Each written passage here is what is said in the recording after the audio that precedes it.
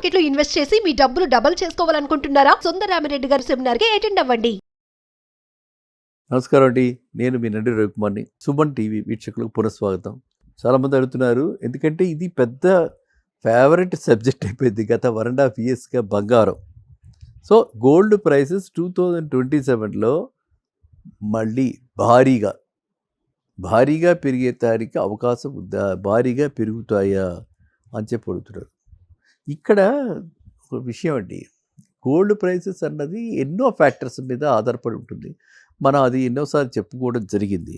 ఇంకా ఆ ఫ్యాక్టర్స్ అన్నీ మామూలుగా స్టాండర్డ్ ఫ్యాక్టర్స్, ఇన్ఫ్లేషన్ ఎలా ఉంది, గ్లోబల్ ఎకానమీ ఎలా ఉంది, ఆ యూఎస్లో ఇంట్రెస్ట్ రేట్స్ ఎలా ఉన్నాయి, తర్వాత మన ఫెడ్ రేట్ ఎలా ఉంది, ఆ తర్వాత మిగతా అంటే ఫెడరల్ గవర్నమెంట్స్ అన్నీ కూడా గోల్డ్ కొనడానికి చూస్తున్నాయా, ఇట్లాంటి కొన్ని పరిస్థితులు ఉండగా కొత్తగా మనకి లాస్ట్ 1.5 years నుంచి మనం చూస్తున్నది ఏంటంటే, ఎక్కడో అక్కడ అనిశ్చల పరిస్థితులు, ఎక్కడో అక్కడ ఈ యుద్ధ వాతావరణం, ఎక్కడో అక్కడ బోర్డర్ టెన్షన్స్ అన్నీ సమసిపోయాయి, గోల్డ్ రేట్లు పడుతున్నాయి, సిల్వర్ రేట్లు పడుతుంది అని ఆనందించడం జరిగింది. I think maybe 10-15 days back ఇదే ఛానల్లోనే చెప్పడం కూడా జరిగింది. ₹1,00,000 వస్తుంది 22 క్యారెట్ గోల్డ్, డెఫినెట్గా 1,10,000 దాకా 24 క్యారెట్ వస్తుంది చెప్పడం కూడా జరిగింది. కానీ ఇప్పుడు చూడండి, మళ్ళీ సడన్గా ట్రంప్, మళ్ళీ ఆయన యుఎస్ ప్రెసిడెంట్ మళ్ళీ అంటే ఒక రకంగా అన్ప్రొవోక్డ్, మరి ఇరాన్ వాళ్ళకి ఇంత నష్టమైంది కాబట్టి మరి వాళ్ళకి ఏదో కాంపెన్సేషన్ ఇచ్చి అది క్లోజ్ చేసుకుంటే పోయేది, దాని బదులు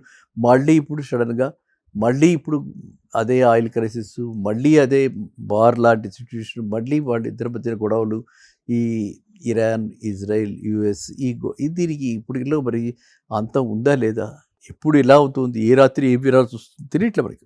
మళ్ళీ ఓవర్ నైట్ లాస్ట్ ఈవినింగ్ మళ్ళీ ఈ విధంగా అవ్వటం, ఇవాళ మళ్ళీ క్రూడ్ ఆయిల్ రేట్లు పెరగటం, మళ్ళీ గోల్డ్ రేటు పెరగటం, మళ్ళీ సిల్వర్ రేటు పెరగటం మొదలైంది. మరి ఇదే పరిస్థితి కొనసాగితే 27 దాకా ఎందుకు, 26లోనే మళ్ళీ రేట్లు పెరిగిపోయేలా ఉంది. మనం ఇప్పుడు ఉన్న జూలైలోనే బై డిసెంబర్ ఇట్సెల్ఫ్ రేట్లు పెరిగిపోవచ్చు, ఇలాగే కనుక పరిస్థితి కొనసాగితే. సో ఇప్పుడు నేను చెప్పేది ఏంటంటే, యాజ్ లాంగ్ యాజ్ ఇలాంటి జియో పొలిటికల్ టెన్షన్స్, ఇలాంటి యుద్ధ వాతావరణము, ఇలాంటి అనిశ్చిత వాతావరణము, టెన్షన్తో కూడినటువంటి క్లైమేటు ఇలా గనక ఉంటే సేఫ్ హ్యావెన్ కింద, ఒక మంచి ఎసెట్ కింద పరిగణించి గోల్డ్లో పెట్టడం జరుగుతుంది. అది అంతర్జాతీయంగా బ్యాంకులు కూడా అలా పెట్టడం, అందులో గోల్డ్లో ఇన్వెస్ట్ చేయడం జరుగుతుంటుంది. సో ఎప్పుడైతే ఇన్వెస్టర్కి ఆ ఫియర్ ఉంటుందో, సెంటిమెంట్ వీక్ అయిపోతుందో, ఆటోమేటిక్ గోల్డ్లో పెట్టడం జరుగుతుంది. ఇవాళ చూశారు కదా, అనూహ్యంగా స్టాక్ మార్కెట్ ఐ థింక్ 1700 పాయింట్లు 1800 పాయింట్ల దాకా కూడా సెన్సెక్స్ పడిపోవడం జరిగింది. ఎవరు ఎక్స్పెక్ట్ చేయలే. అండ్ ఏదో ఒక 600-700 అనుకుంటే వేగంగా 1800, ఎక్కడ 600-700, 3 times అలా. అంటే ఒక్కసారి కనుక నెగిటివ్ మైండ్ వచ్చిందంటే, ఆ ఫియర్ సైకోసిస్ వచ్చిందంటే దాని నుంచి బయటికి రావడం చాలా కష్టం.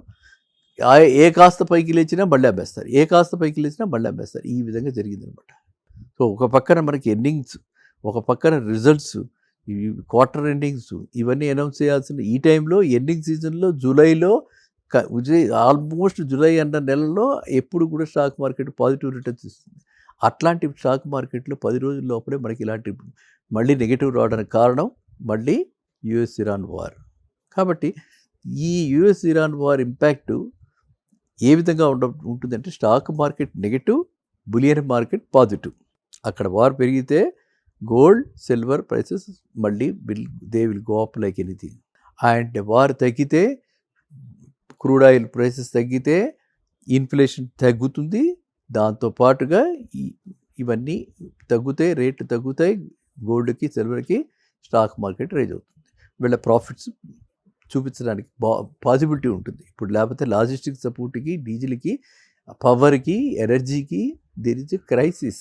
చాలా రేట్లు పెరిగిపోయి ఇప్పటికే మనం చూస్తున్నాము. ఎక్కడ చూసినా సరే వెజిటబుల్ రేట్స్ పెరిగిపోయాయని చెప్పి, ఎక్కడ చూసినా సరే సామాన్య మానవుడు కావాల్సిన ఐటమ్స్ రేట్లు పెరిగిపోయాయని చెప్పి, వారు ఎఫెక్ట్ అయిపోయిందని అనుకుని కాస్త రికవర్ అవుతున్న సమయంలో మళ్ళీ ఇప్పుడు రివర్స్ అయిపోయింది. కాబట్టి 2027లో గోల్డ్ పెరుగుతుందా లేదా అన్నది ఈ ఫ్యాక్టర్స్ అన్నిటి మీద ఆధారపడి ఉంటుంది. నేను కాదు, ఎవరు కూడా అది కరెక్ట్గా ఎవరు ప్రిడిక్ట్ చేయలేరు, ఆ ట్రెండ్ ఎవరు చెప్పలేరు.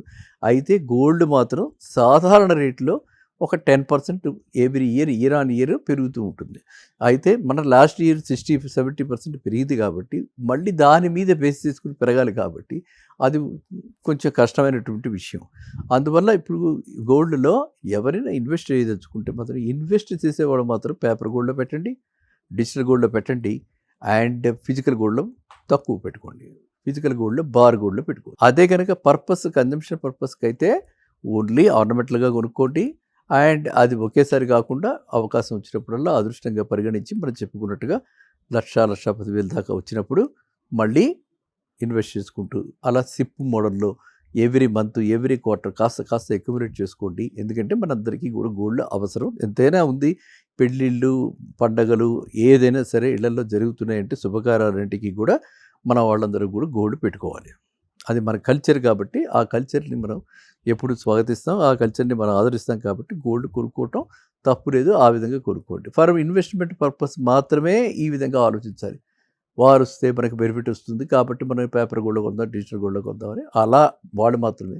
కానీ కన్జంప్షన్కి మాత్రం అంటే ఇంట్లో పెళ్ళిళ్ళకి శుభకార్యాలకు చేసుకునే వాడు మాత్రం ఆ విధంగా ఆలోచించాల్సిన అవసరం లేదు. Once in a life time marriage చేసుకుంటాం. సో లెటస్ అది మీరు దాని గురించి ఎక్కువగా ఆలోచించకుండా చక్కటి ప్రశ్నే. కానీ ఇలాంటి ప్రశ్నలు చాలా ఇబ్బందికరమైనటువంటి ప్రశ్నలు, ఎవరు ప్రిడిక్ట్ చేయలేనటువంటి ప్రశ్నలు. ఇలాంటి ప్రశ్నలకి నేను ఒక రకంగా అంటే ఆహ్వానించినా కూడా ఇలాంటివి అంటే మనం అన్ప్రిడిక్టబుల్ అండ్ దీని మీద ఎజంప్షన్స్తో మాత్రమే ఇలా జరిగితే ఇలా జరగడానికి అవకాశం ఉంటుంది.